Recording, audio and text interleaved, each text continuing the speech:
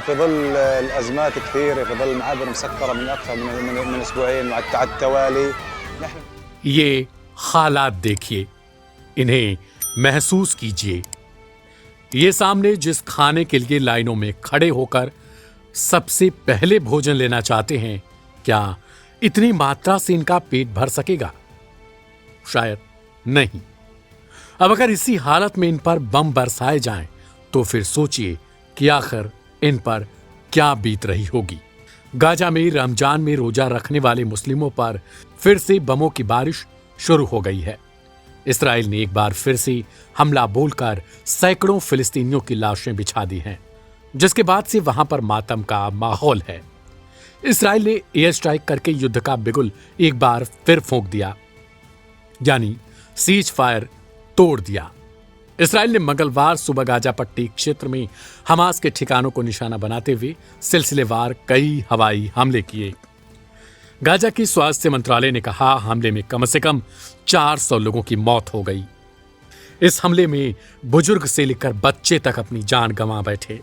इस हमले के बाद से गाजा को विकसित और वहां शांति बनाने की घोषणा करने वाले प्रेसिडेंट डोनाल्ड ट्रंप एक बार फिर से घिर चुके हैं। ट्रंप को लेकर अब वहां के लोगों में गुस्सा है, क्योंकि चुनाव के दौरान भी उन्होंने गाजा में युद्ध विराम कराने जैसी घोषणाएं की थी। लेकिन अब गाजा में इस्राएली हमले के बाद से फिर से इस बात का खौफ पैदा हो गया कि क्या फिर से 2 महीनों में जो कुछ बना था और सालों तक हमले में जो कुछ बचा था, वो सब फिर से बर्बाद हो जाएगा।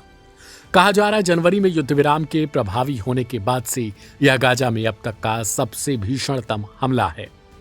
प्रधानमंत्री बेंजामिन नेतन्याहू ने कहा, युद्ध विराम को बढ़ाने के लिए वार्ता में कोई खास प्रगति नहीं होने के कारण उन्होंने हमले का आदेश दिया।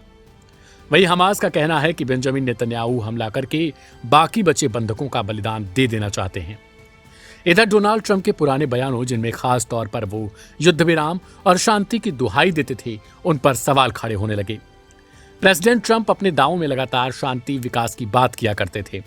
इससे पहले इस्राएल ने सीज फायर के दूसरे चरण पर आनाकानी कर गाजा में मानवीय सहायता की डिलीवरी पर रोक लगा दी थी, जिससे कई मिलियन लोग भूखे होने की कगार पर हो गए। इस्राएल के ताजा हमलों में भूखे प्यासे लोग रमजान जैसे पाक महीने में अपनी जान गंवा बैठे।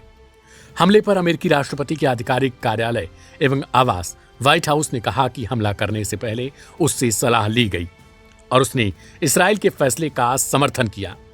व्हाइट हाउस ने फिर से युद्ध जैसी स्थिति के लिए हमास को ही जिम्मेदार ठहराया। अमेरिका की राष्ट्रीय सुरक्षा परिषद के प्रवक्ता ब्रायन होजियस ने कहा कि चरमपंथी समूह युद्ध विराम को बढ़ाने के लिए बंधकों को रिहा कर सकता था, लेकिन उसने इनकार कर दिया और युद्ध को चुना। जबकि डोनाल्ड ट्रंप अब पूरी तरीके से अपने बयानों से पलटी मार चुके हैं। शुरुआत में शांति की बात करने वाले ट्रंप अब क्या युद्ध को बढ़ावा दे रहे हैं? खैर, व्हाइट हाउस के इस बयान से तो बिल्कुल ऐसा ही लगता है। इस रिपोर्ट को लेकर आपकी अपनी प्रतिक्रिया क्या है, उसे कमेंट बॉक्स में लिखें। ढेर सारी खबरों के लिए अभी सब्सक्राइब करें लाइव हिंदुस्तान।